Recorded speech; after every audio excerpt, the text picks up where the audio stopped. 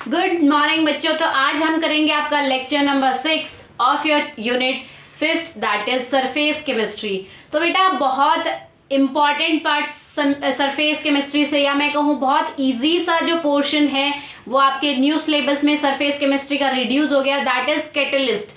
तो बेटा कैटलिस्ट का सारा पार्ट रिमूव हो चुका है, तो आज हम कैटलिस्ट से नेक्स्ट टॉपिक करेंगे दैट इज कोलाइडल्स। ठीक है, तो कोलाइडल्स की अगर बात करें हम, तो आपने पढ़ा होगा 9-10 से ही आप पढ़ते आ रहे हो कि जितने भी आपके सब्सटेंस है, या मैं कहूँ कि जितने भी आपके मैटर है, वो दो कैटेगरी में डिवाइड होते हैं। फर्स्ट है pure substance and the second is impure substance, और आप कह सकते हो मिक्सचर्स। ठीक है, तो हम मिक्सचर्स के बारे में करेंगे। प्योर सब्सटेंस में आपके एलिमेंट्स कंपाउंड्स आते हैं। मिक्सचर्स की अगर बात करें बेटा, तो मिक्सचर जो है आपके दो कैटेगरी में फर्दर डिवाइड होते हैं। One is homogeneous mixture and the next one is heterogeneous mixtures. ठीक है, तो मिक्सचर्स जो है आपके दो कैटेगरी में डिवाइड होते हैं। पहला है आपका homogeneous mixture and the second one is heterogeneous mixture. Heterogeneous mixtures, MIX means mixture. तो बेटा बात अगर हम करें होमोजीनियस मिक्सचर्स की, मैं आपको थोड़ा बेसिक करवा देती हूँ, उसके बाद हम कोलाइडल सॉल्यूशन पे चलेंगे। तो बेटा अगर हम बात करें होमोजीनियस मिक्सचर्स की, तो होमो मीन्स जैसे नाम से ही पता चल रहा है, होमो मीन्स होता है सेम, यानी कि ऐसे मिक्सचर्स, या मैं कहूं कि जब आप दो या दो से ज्यादा सब्सटेंस को आपस में मिक्स करते हो और रिजल्टेंट जो आपका मिक्सचर बनता है वो एक ऐसा मिक्सचर होता है। होमोजीनियस का एग्जांपल बता रही हूं, वो एक ऐसा मिक्सचर होता है जिसमें आपके कंपोनेंट्स की जो कंपोजिशन है through out the mixture is same. For example अगर देखें हम, फॉर एग्जाम्पल अगर हम NaCl यानी कि कॉमन सॉल्ट को वाटर में डिसॉल्व करते हैं, तो ये एक सब्सटेंस आपका क्या हो गया, सॉल्ट, दूसरा सब्सटेंस आपका वाटर हो गया। तो जब हम इन्हें डिसॉल्व करते हैं तो आपका एक ऐसा सॉल्यूशन बनता है जिसमें आपकी इन कंपोनेंट्स की जो कंपोजिशन होती है, यानी कि डिस्ट्रीब्यूशन जो होता है इन कंपोनेंट्स का, वो through out the mixture same होता है। क्या ऐसा कर सकते हो, मान लो ये हमने बीकर लिया, ठीक है, इसमें हमने वाटर लिया, then I add 1 tablespoon of NaCl मैंने ऐड की। देन ऐड करने के बाद इस टाइप से आपके पहले तो आपको ऐसे नजर आए, पहले नीचे सेटल डाउन हुए, उसके बाद आपने जब उनको डिसॉल्व किया तो पार्टिकल्स ऐसे पूरी तरीके से आपके डिस्पर्स हो गए। उसके बाद धीरे धीरे वो डिसॉल्व होना स्टार्ट हो गए। तो डिसॉल्व होते ही आपका कुछ ऐसा क्लियर सोल्यूशन आपको मिलता है। ठीक है, ये जो क्लियर सॉल्यूशन है, क्या इसमें आप मुझे ये बता सकते हो कि आप NaCl पार्टिकल्स अलग निकालो या वाटर के पार्टिकल अलग खुद अपने आप से निकाल सकते हो विदाउट यूजिंग एनी फिजिकल और केमिकल प्रोसेस? नहीं, ऐसा पॉसिबल नहीं है, क्योंकि जो आपके NaCl के पार्टिकल थे वो वाटर के पार्टिकल के साथ प्रॉपरली मिक्स हो गए, प्रॉपरली डिसॉल्व हो गए हैं। तो हम कहते हैं कि यहाँ पे इस मिक्सचर में आपकी जो कंपोनेंट्स की कंपोजिशन है वो थ्रू आउट द मिक्सचर क्या होगी, सेम होगी, या फिर मैं कहूँ यूनिफॉर्म कंपोजिशन होगी। हम कह सकते हैं यूनिफॉर्म कंपोजिशन। ठीक है बेटा, इस मिक्सचर में आपकी क्या होती है, यूनिफॉर्म कंपोजिशन होती है कंपोनेंट्स की, जो भी आप इसमें कंपोनेंट ऐड करें। फॉर एग्जांपल अगर मैं कहूं आपको कि इसमें से आप यहां से सैंपल कलेक्ट करो, नीचे से बॉटम से, तो क्या ऐसा होगा कि यहाँ का जो पानी होगा वो ज्यादा खारा होगा, और अगर मैं कहूँ यहाँ से सैंपल कलेक्ट करो तो क्या ऐसा होगा कि यहाँ का थोड़ा सा कम नमकीन पानी होगा या खारा पानी होगा? नहीं। क्यों? क्योंकि आपका NaCl जो है प्रॉपरली इसके अंदर डिसॉल्व हो गया है, एक थ्रू आउट द मिक्सचर एक सेम कंपोजिशन बना ली है आपके NaCl और वाटर ने, इसीलिए हम इसको कहते हैं homogeneous mixture. That means a mixture which has uniform composition through out its solution, ठीक है, कि पूरे सोल्यूशन में जब आपकी कंपोनेंट्स की यूनिफॉर्म कंपोजिशन होती है तब जो आपका मिक्सचर बनता है उसको हम कहते हैं होमोजीनियस मिक्सचर। मिक्सचर आपका कब बनता है? जब आप दो कंपोनेंट्स को या तीन कंपोनेंट्स को आपस में मिक्स करते हो तब आपका मिक्सचर बनता है। तो होमोजीनियस मिक्सचर आपका एक ऐसा मिक्सचर है जब आप दो या दो से ज्यादा कंपोनेंट को मिक्स करो तो वो प्रॉपरली एक दूसरे के अंदर डिसॉल्व हो जाए और एक यूनिफॉर्म कंपोजिशन वाला सॉल्यूशन आपको रिजल्टेंट दे, ठीक है। तो अगर बात करें बेटा होमोजीनियस मिक्सचर को हम ट्रू सॉल्यूशन भी बोलते हैं, ट्रू सॉल्यूशन भी बोलते हैं। क्यों ट्रू सॉल्यूशन बोलते हैं? क्योंकि ये एक क्लियर सॉल्यूशन फॉर्म करता है। होमोजीनियस मिक्सचर में आपके जो कंपोनेंट्स होते हैं वो इतनी अच्छे तरीके से आपस में घुल जाते हैं और एक ट्रू सॉल्यूशन फॉर्म करते हैं। आपका नीचे कुछ डिपोजिशन नहीं रहता, ऐसा नहीं है कुछ पार्टिकल आपके ऊपर फ्लोट कर रहे हैं, नहीं, आपका एक यूनिफॉर्म डिसॉल्व होता है, यूनिफॉर्म डिसोलेशन प्रोसेस होता है कंपोनेंट्स का, ठीक है। इसलिए हम होमोजीनियस मिक्सचर को ट्रू सॉल्यूशन भी कह सकते हैं। नेक्स्ट अगर बात करें हेट्रोजीनियस मिक्सचर की, तो बेटा हेट्रोजीनियस नाम से ही पता चल रहा है, हेट्रो मींस डिफरेंट,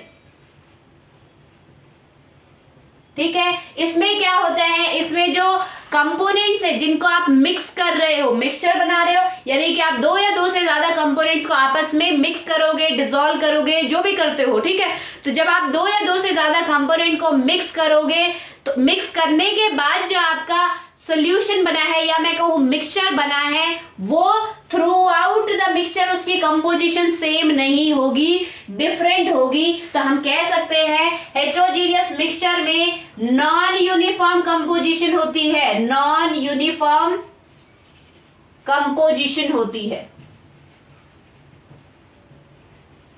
ठीक है बेटा। नेक्स्ट अगर बात करें हेट्रोजेनियस मिक्सचर जो है आपका दो कैटेगरी में फर्दर डिवाइड होता है।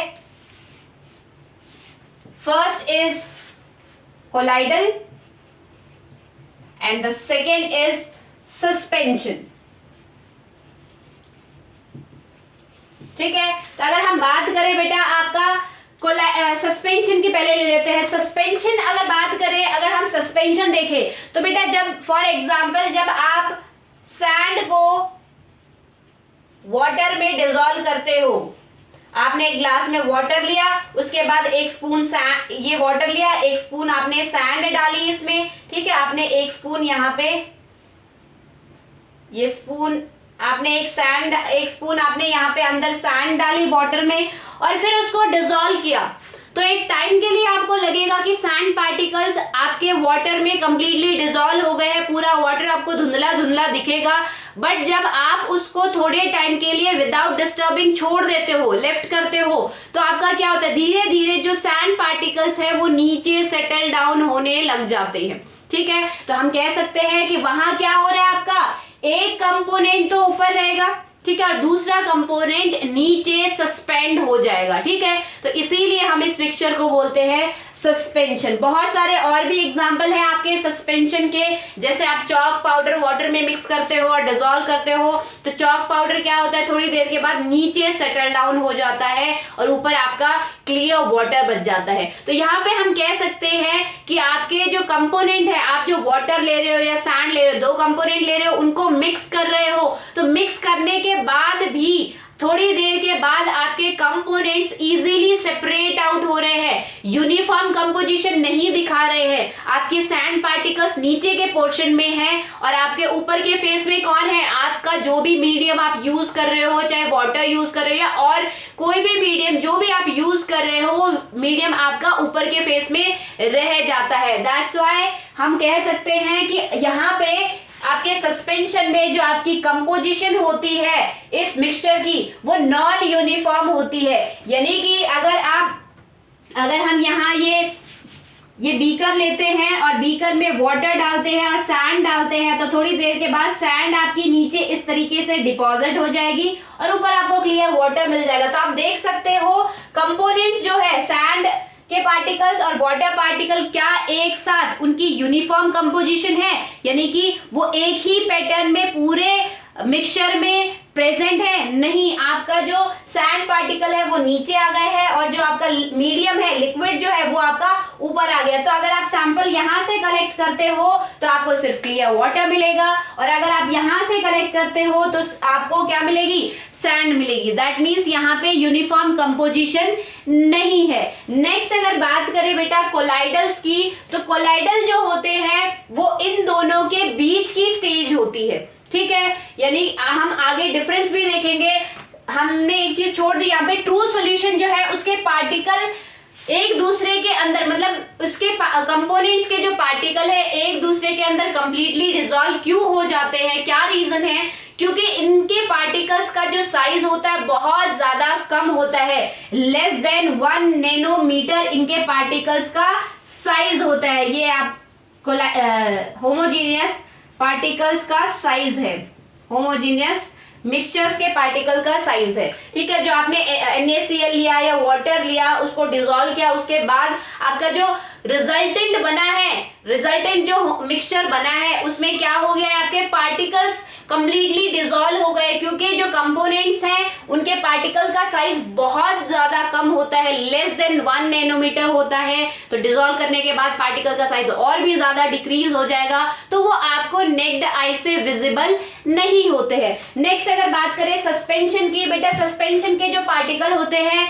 लार्ज होते हैं, बहुत ज्यादा साइज में, मोर देन 10⁻³ नैनोमीटर होते हैं, मोर देन 10⁻³ नैनोमीटर होते हैं, यानी कि 1000 नैनोमीटर से ज्यादा साइज होता है। इसीलिए हम इसके पार्टिकल्स को इजीली देख सकते हैं, ठीक है, नेक्ड आई से भी देख सकते हैं। नेक्स्ट अगर बात करें हम कोलाइडल्स की, तो कोलाइडल्स के पार्टिकल का साइज इन दोनों के बीच का होता है, intermediate, that is more than 1 nanometre but less than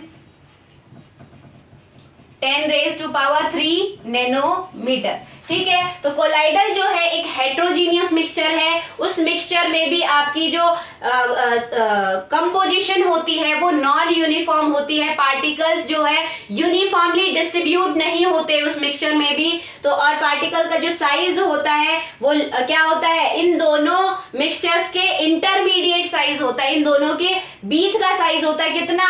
1 nanometre से तो ज्यादा, बट 10⁻³ नैनोमीटर से कम होता है।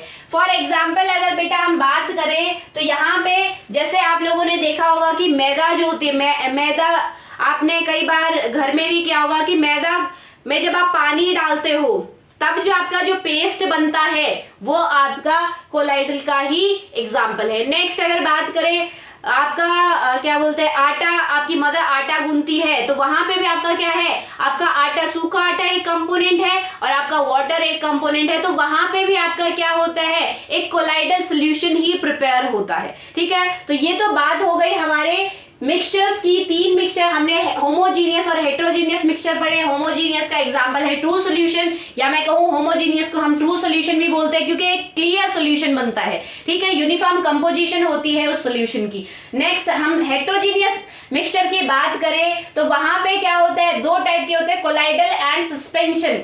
कोलाइडल जो होता है बेटा आपका सस्पेंशन जो होता है उसमें पार्टिकल्स का साइज बड़ा होता है, इसीलिए क्या होता है? नॉन यूनिफॉर्म कंपोजिशन होती है, एक फेस नीचे डिपॉजिट हो जाता है, दूसरा फेस ऊपर आ जाता है। कोलाइडल की बात करें तो कोलाइडल जो है आपका इंटरमीडिएट, इनके बीच में मतलब सस्पेंशन और आपका ट्रू सॉल्यूशन के जो पार्टिकल साइज है उनके पार्टिकल साइज का इंटरमीडिएट पार्टिकल साइज होता है इस कोलाइडल्स का, ठीक है। तो कोलाइडल सॉल्यूशन को हम सिर्फ सोल भी बोलते हैं, SOL, वो हम ब्रीफली करेंगे। तो ये तो बात हो गई आपका इंट्रोडक्शन पार्ट। नेक्स्ट इस टॉपिक में जो हमारा कोलाइडल स्टेट ऑफ मैटर है उसमें हम आपका सिर्फ कोलाइडल्स के बारे में ही पढ़ेंगे, ठीक है। मैंने सिर्फ आपको बताया है कि सस्पेंशन, कोलाइडल और ट्रू सॉल्यूशन में क्या डिफरेंस होता है, ताकि थोड़ा आपका एक बेस बन जाए कि कोलाइडल में एक्चुअली होता क्या है, ठीक है। तो नेक्स्ट अगर बात करें, बहुत इंपॉर्टेंट टॉपिक है वो,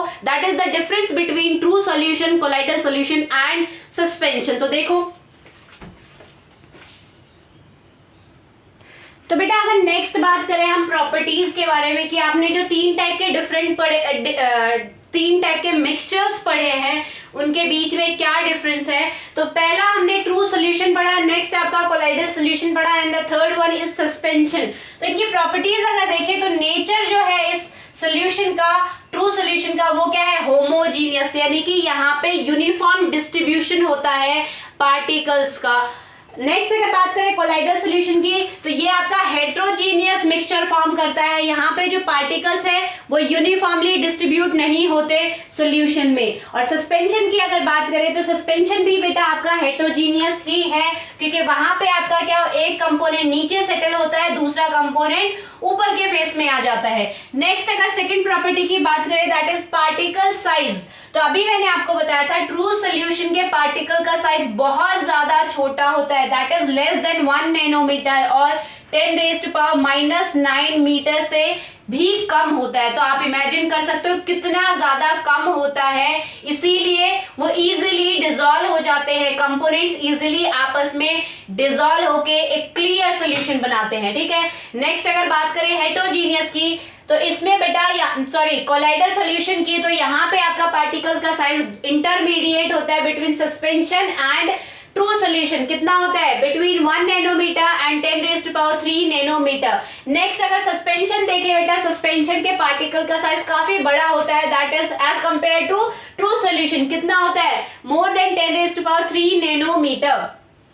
थर्ड प्रॉपर्टी की अगर बात करें फिल्टरेबिलिटी, यानी कि फिल्टर होने की एबिलिटी। ठीक है, तो आप ट्रू सॉल्यूशन को फिल्टर कर सकते हो, ऑफ कोर्स फिल्टर कर सकते हो, क्योंकि यहाँ पे पार्टिकल्स का साइज जो होता है बेटा इतना ज्यादा छोटा होता है कि वो इजीली आपके ऑर्डिनरी जो आप लैब्स में फिल्टर पेपर यूज करते हो उससे पास हो जाते हैं। साथ ही साथ आपकी जो एनिमल मेम्ब्रेन होती है, जो कि एक सेमी परमिएबल मेम्ब्रेन होती है, वो उससे भी पास हो जाते हैं, उनका पार्टिकल का साइज इतना कम होता है। ठीक है, तो pass through ordinary filter paper as well as animal membrane. Next अगर कोलाइडल सॉल्यूशन की बात की जाए तो बेटा कोलाइडल सॉल्यूशन का पार्टिकल का साइज इनसे तो बड़ा होता है। ठीक है, तो वो पास तो हो जाते हैं ऑर्डिनरी फिल्टर पेपर से, बट एनिमल मेम्ब्रेन से पास नहीं हो पाते, क्योंकि एनिमल मेम्ब्रेन एक सेमी परमिएबल मेम्ब्रेन होती है, वो सेलेक्टिवली ही पार्टिकल को पास होने देती है, और ये पार्टिकल थोड़े से बड़े हैं, इसीलिए ये आपके एनिमल मेम्ब्रेन के थ्रू पास नहीं हो पाते हैं। और अगर बात करें सस्पेंशन की तो सस्पेंशन के पार्टिकल्स तो सबसे ज्यादा बड़े हैं इन तीनों में से, तो ना तो ये ऑर्डिनरी फिल्टर पेपर से पास हो पाते हैं, क्योंकि ऑर्डिनरी फिल्टर पेपर के जो पोर्स होते हैं वो इनके पार्टिकल से भी ज्यादा छोटे पोर्स होते हैं, तो इसीलिए इनके पार्टिकल इजीली पास नहीं हो पाते, ना तो ऑर्डिनरी फिल्टर पेपर से और ना ही एनिमल मेम्ब्रेन से। नेक्स्ट अगर फोर्थ प्रॉपर्टी की बात करें बेटा तो वो आपकी है सेटलिंग, यानी कि सेटल होने की एबिलिटी, कि कौन से सॉल्यूशन में आपकी सेटलिंग प्रोसेस होता है। तो अगर ट्रू सॉल्यूशन की बात करें तो ट्रू सॉल्यूशन एक होमोजीनियस मिक्सचर है, या मैं कहूँ एक यूनिफॉर्म कंपोजिशन है यहाँ कंपोनेंट्स की, वो आपस में एक दूसरे के अंदर ट्रैप हो जाते हैं, डिसॉल्व हो जाते हैं, तो सेटल होने की तो कोई बात ही नहीं आती। तो यहाँ पे नो सेटलिंग, कोई सेटल नहीं होता, कोई भी कंपोनेंट आपका नीचे सेटल डाउन नहीं होता। अगर कोलाइडल सॉल्यूशन की बात करें बेटा तो कोलाइडल सॉल्यूशन भी आपके डिस्पर्स्ड रहते हैं, वो सेटल डाउन नहीं होते, वो सस्पेंडेड नहीं होते।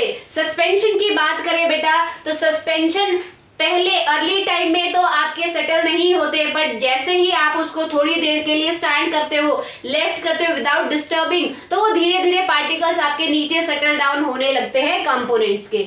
अगर फिफ्थ प्रॉपर्टी की बात करें दैट इज विजिबिलिटी, तो विजिबिलिटी की अगर बात करें बेटा, क्योंकि इनके पार्टिकल्स का साइज इतना ज्यादा कम है, लेस देन 1 नैनोमीटर है, तो ये आपके नेक्ड आई से तो विजिबल है ही नहीं, साथ के साथ माइक्रोस्कोप से भी ये विजिबल नहीं हो पाते हैं। नेक्स्ट अगर कोलाइडल सॉल्यूशन की बात करें बेटा, कोलाइडल सॉल्यूशन के पार्टिकल्स भी इनसे थोड़े से ही तो बड़े हैं, तो उनको भी हम यूजुअली नॉर्मल माइक्रोस्कोप से आप कंपाउंड माइक्रोस्कोप यूज करते हो उससे विजिबल नहीं कर सकते हो। इसके लिए आपको बहुत ज्यादा हाई पावर का माइक्रोस्कोप चाहिए होता है। नेक्स्ट अगर सस्पेंशन की बात करें तो सस्पेंशन के पार्टिकल्स को, जैसे आप सैंड पार्टिकल्स को इजिली विजिबल कर पा रहे थे, नेक्ड आई से इजिली देख पा रहे थे, तो ये नेक्ड आई से भी देखे जा सकते हैं। और अगर नेक्ड आई से देख सकते हैं तो ये माइक्रोस्कोप के अंडर भी, नॉर्मल माइक्रोस्कोप के अंडर भी आसानी से देखे जा सकते हैं। नेक्स्ट अगर बात करें डिफ्यूजन की बेटा, तो डिफ्यूजन की अगर बात करें तो इसमें जो कंपोनेंट्स हैं आपके, जो आपका ट्रू सॉल्यूशन के जो कंपोनेंट है वो एक दूसरे के अंदर इजीली डिफ्यूज हो जाते हैं, इजीली डिसॉल्व हो जाते हैं। कोलाइडल सॉल्यूशन की बात करें बेटा, तो कोलाइडल सॉल्यूशन के जो पार्टिकल्स है, या मैं कहूं कोलाइडल सॉल्यूशन में जो भी आप कंपोनेंट्स ले रहे हो वो डिफ्यूज तो होते हैं पर इतनी इजीली नहीं होते, स्लोली डिफ्यूजन प्रोसेस होता है उसमें, ठीक है। और सस्पेंशन जो पार्टिकल है वो तो एक दूसरे के अंदर डिफ्यूज ही नहीं होते, वो थोड़ी देर बाद अपने आप दोनों फेस आपकी अलग अलग हो जाती है। नेक्स्ट अगर बात करें बेटा अपीयरेंस की, कि कैसे ये देखने में कैसे दिखते हैं, तो ट्रू सॉल्यूशन, क्योंकि ये एक्चुअली सॉल्यूशन होते हैं, नाम के सॉल्यूशन नहीं, एक्चुअली सॉल्यूशन फॉर्म करते हैं, इसीलिए इनके जो कंपोनेंट होते हैं बहुत ज्यादा, पार्टिकल साइज बहुत ज्यादा कम होता है, इसके वजह से ये एक क्लियर और ट्रांसपेरेंट सॉल्यूशन बनाते हैं। नेक्स्ट अगर बात करें कोलाइडल सॉल्यूशन एक ट्रांसल्यूजेंट सॉल्यूशन बनाता है, एक क्लियर सॉल्यूशन नहीं बनाता, क्योंकि यहाँ पे जो पार्टिकल्स होते हैं आपके इससे साइज में थोड़े से बड़े हैं, इसीलिए ये क्लियर सॉल्यूशन नहीं बना पाता। नेक्स्ट अगर बात करें बेटा सस्पेंशन की, तो सस्पेंशन भी क्लियर सॉल्यूशन नहीं बनाता, ओपैक सॉल्यूशन बनाता है, ठीक है। तो ये तो बात हो गई आपकी डिफरेंस बिटवीन कोलाइडल सॉल्यूशंस की और सस्पेंशन की और ट्रू सॉल्यूशन के बीच में। अब हम आपका मेन पोर्शन स्टार्ट करते हैं, दैट इज कोलाइडल सॉल्यूशन। तो देखो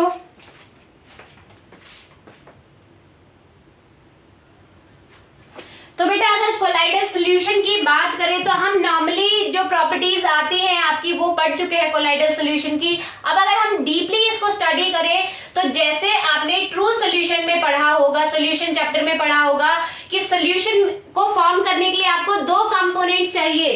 कौन कौन से कंपोनेंट चाहिए? First one is solute and another is solvent. और आपका सोल्यूट क्या होता है? सोल्यूट आपका वो कंपोनेंट होता है सोल्यूशन का जो कि आपका लेस अमाउंट में प्रेजेंट होता है, और सॉल्वेंट आपका वो कंपोनेंट होता है जो कि एक डिसॉल्विंग मीडियम है, या मैं कहूं जो हमेशा ही मोर अमाउंट में प्रेजेंट होता है एज कंपेयर टू सोल्यूट। तो ऐसे ही अगर हम कोलाइडल सॉल्यूशन की बात करें बेटा, तो कोलाइडल सॉल्यूशन के भी आपके दो कंपोनेंट हैं। पहला है आपका dispersed phase and the second is dispersion medium.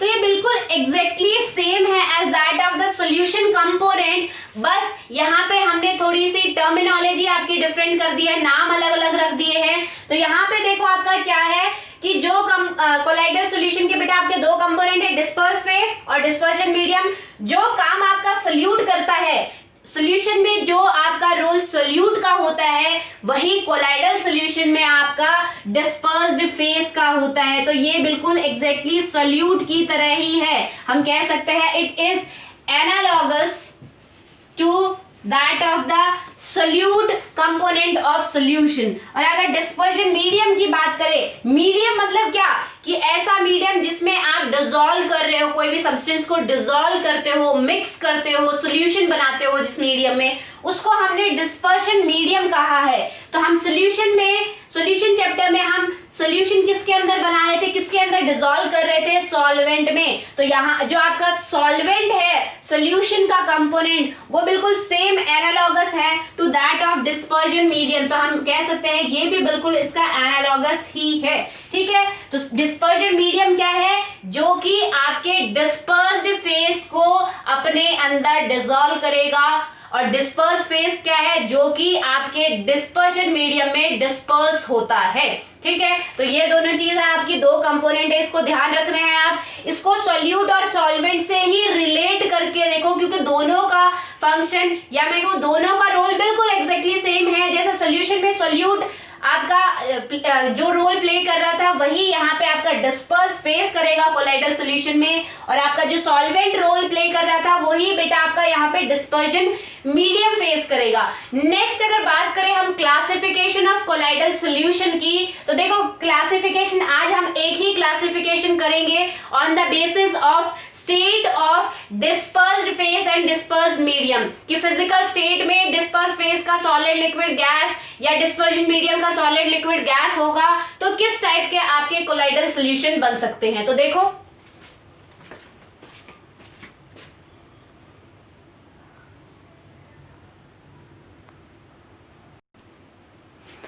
बेटा अगर हम क्लासिफिकेशन की बात करते हैं कि कोलाइडल सॉल्यूशंस को हम किस कैटेगरी में क्लासिफाई कर सकते हैं, तो आज हम आपका फर्स्ट क्लासिफिकेशन देखेंगे, that is the based on the physical state of disperse phase and dispersion medium.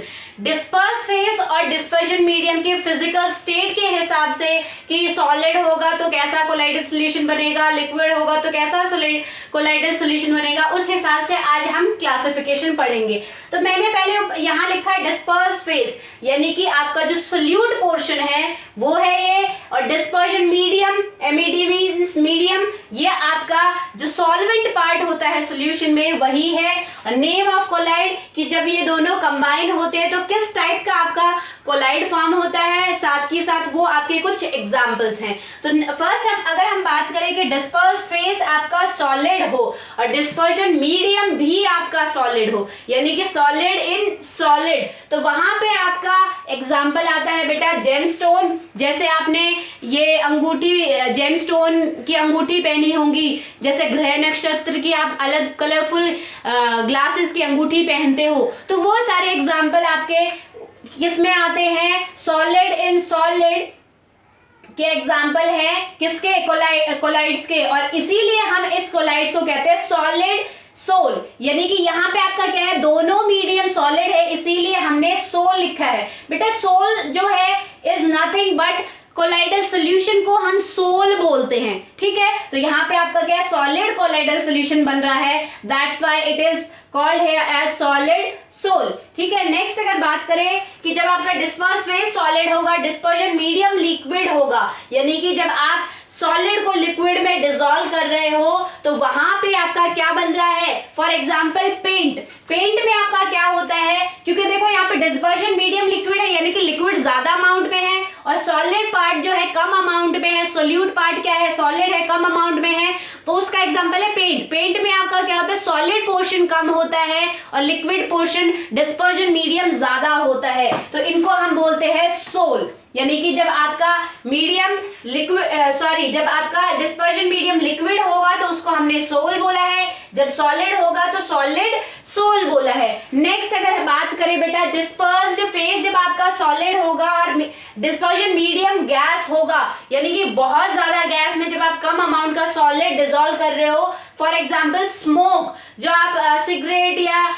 बीड़ी पीते हुए आपने लोगों को देखा होगा, तो वो एग्जाम्पल है आपका किसका, सॉलिड इन गैस मीडियम का है, जिसको हम बोलते हैं एरिसोल। जब भी आपका मीडियम जो है गैस होगा, ये बात आपको ध्यान में रखनी है कि जब भी आपका डिस्पर्जन मीडियम गैस होगा हम हमेशा उसको बोलेंगे एरिसोल, उस कोलाइड को हम बोलेंगे एरिसोल। अगर आपका डिस्पर्स मीडियम सॉलिड होता है, लिक्विड होता है, तो उस केस में आपके नाम चेंज हो सकते हैं कभी कभार, बट गैस के केस में हमेशा हम बोलेंगे एरिसोल। नेक्स्ट अगर बात करें बेटा आपका, तो नेक्स्ट है जब आपका डिस्पर्स फेस लिक्विड होगा, डिस्पर्जन मीडियम आपका क्या होगा, सॉलिड होगा, यानी कि सॉलिड ज्यादा अमाउंट में है और लिक्विड आपका कम अमाउंट में है। तो एग्जांपल है जेलीज। जेलीज आपने देखी होगी, जैसे आप जेली की टॉफीज खाते हो, तो एग्जांपल आपका यही है। ठीक है, तो इसलिए हम उस कोलाइड्स को बोलते हैं जेल। ठीक है, नेक्स्ट अगर बात करें हम, जब आपका क्या हो, डिस्पर्स फेस भी लिक्विड हो और डिस्पर्शन मीडियम भी जब आपका लिक्विड हो, तो वहां पे आपका एग्जांपल है मिल्क। मिल्क भी आपका एक कोलाइडल सोल्यूशन ही है बेटा, जहां पे आपका डिस्पर्स फेस और डिस्पर्शन मीडियम दोनों लिक्विड है, और उसको हम बोलते हैं, उस कोलाइडल का नाम क्या है, एमल्शन। ठीक है, जब आपका लिक्विड लिक्विड में डिसॉल्व हो कोलाइडल सॉल्यूशंस के केस में, तो वहां हम बोलते हैं इमल्शन। ठीक है, नेक्स्ट अगर बात करें बेटा, जब आपका लिक्विड डिस्पर्स फेस आपका लिक्विड हो, डिस्पर्जन मीडियम जब आपका गैस हो, तो अभी मैंने आपको बताया था कि डिस्पर्जन मीडियम अगर आपका गैस होगा तो हमेशा नाम आएगा एरिसोल, जैसे यहाँ पे आया था। तो उसका एग्जाम्पल है फोग। जो आप धुंध देखते हो सर्दियों के टाइम पे, तो वहां पे आपका क्या होता है, आपका लिक्विड पार्टिकल्स होते हैं, कुछ आपके मॉइस्चर कंटेंट होता है, साथ के साथ कुछ गैसेस होती हैं। ठीक है, तो लिक्विड इन गैस का एग्जांपल है आपका फॉग। नेक्स्ट अगर बात करें डिस्पर्स फेस जब आपका गैस होगा, और डिस्पर्जन मीडियम जब आपका सॉलिड होगा, यानी कि सॉलिड ज्यादा गैस कम, तो उसका एग्जांपल है बेटा आपका प्यूमिक स्टोन। प्यूमिक स्टोन आपका क्या होता है, ज्यादातर आर्टिस्ट या पेंटर्स इसको यूज करते हैं, जो मूर्ति बनाते हैं वो इसको यूज करते हैं। अगर मैं बताऊं प्यूमिक स्टोन, जैसे आप अपनी एरिया रब करने के लिए जो आप एक स्टोन लेते हो मार्केट में, जो आपको इस टाइप का स्टोन मिलता है जिसमें इस टाइप के छोटे छोटे पोर्स होते हैं, वही आपका प्यूमिक स्टोन है। तो वहां पे आपका क्या है बेटा, आपके सॉलिड फेस ज्यादा है, और वो पोर्स किसके कारण है, अगर आप उसको तोड़ के देखोगे वो पोर्स क्यों बने हैं, क्योंकि वहां पे गैस ट्रैप रह गई थी। ठीक है, तो वहां पे आपका क्या है, गैस इन सॉलिड फेस। ठीक है, तो इसीलिए हम उसको क्या बोलते हैं, उस कोलाइड को बोलते हैं सॉलिड फॉर्म। इस एक टाइप का वो फॉर्म ही तो है, बट किस फॉर्म में है, सॉलिड के फॉर्म में है, इसीलिए हमने उसको बोला सॉलिड फॉर्म। इस कोलाइड को हमने बोला सॉलिड फॉर्म। नेक्स्ट अगर बात करें कि जब आपका डिस्पर्स फेस गैस होगा और डिस्पर्जन मीडियम लिक्विड होगा, तो यानी कि लिक्विड ज्यादा और गैस कम, तो जो भी आपके साबुन के झाग है, शैम्पू के झाग है, जो भी आपके फॉर्म्स है जिनको हम फ्रोथ भी बोलते हैं, वो सारे आपके यहाँ एग्जाम्पल है। नेक्स्ट अगर बात करें, इसका एग्जाम्पल है व्हिप्ड क्रीम। जैसे आपने अपने फादर को देखा होगा शेविंग करते हैं,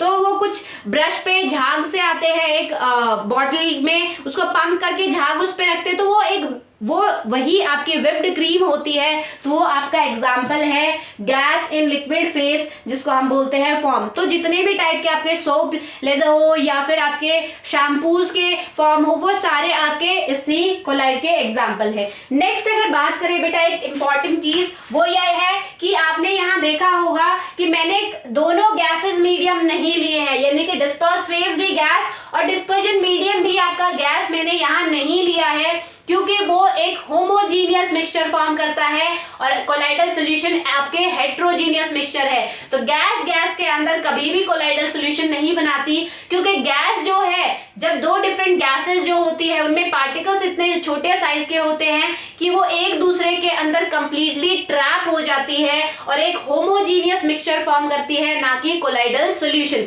इसीलिए सॉल्यूशन जो आपने पढ़े थे वो हमारे 9 टाइप के थे, बट हमारे जो कोलाइडल्स हैं वो आपके सिर्फ 8 टाइप के हैं, क्योंकि गैस इन गैस मीडियम जो है आपका यहाँ से कोलाइडल का एग्जाम्पल नहीं है। नेक्स्ट अगर बात करें बेटा, कुछ आपके ऐसे डिस्पर्जन मीडियम है जिनके स्पेशल कोलाइडल के नाम दिए हैं, हमेशा इन्हीं नाम से जाने जाते हैं। कि देखो, जब अगर आपका डिस्पर्जन मीडियम क्या हो, वाटर हो, तो वहां जो कोलाइडल सॉल्यूशन बनेगा उसको हम बोलेंगे एक्वासोल या फिर हाइड्रोसोल। नेक्स्ट अगर बात करें, अगर आपका डिस्पर्जन मीडियम जिसमें आप डिसॉल्व कर रहे हो, अगर आपका अल्कोहल है तो उसको हम बोलेंगे अल्कोसॉल। नेक्स्ट अगर आपका बेंजीन है तो उसको हम बोलेंगे बेंजोसॉल। कई बार आपके डायरेक्ट क्वेश्चन पूछ लेते हैं। नेक्स्ट अगर गैस है आपका, तो अभी मैंने आपको बताया था जहां पे भी आपका डिस्पर्जन मीडियम गैसियस स्टेट में है उसको हम बोलेंगे एरिसोल। तो बेटा ये तो आपकी फर्स्ट क्लासिफिकेशन हुई है। नेक्स्ट लेक्चर में हम आपकी आगे की क्लासिफिकेशन करेंगे। आई होप आज का कंसेप्ट आपको समझ में आया होगा।